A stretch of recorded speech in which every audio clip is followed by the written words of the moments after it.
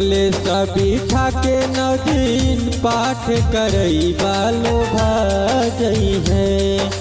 नवे देवी दुर्गा संगे चौकी पयसनी लगा लई है। संगे संगे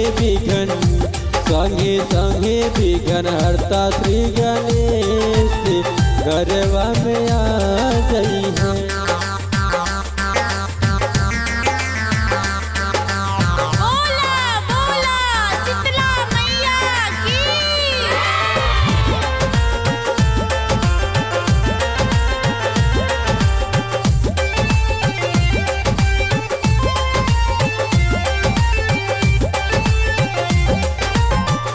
जाई बाजारे लाई नारियल चुनरिया, पाने सुपारी रोरी रछाया कपूरिया, अच्छाया कपूरिया।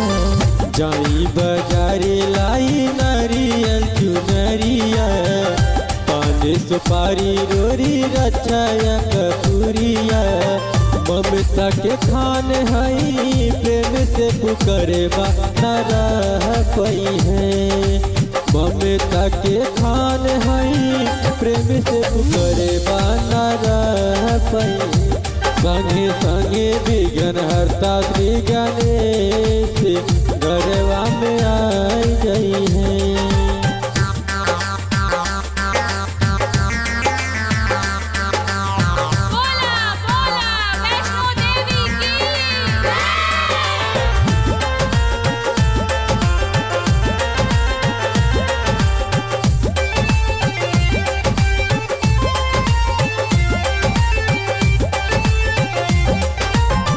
नवे दिन बरत रखी दिल से मनाइबा, माई के मूर्ति अपन मान में बसाइबा, मान में बसाइबा।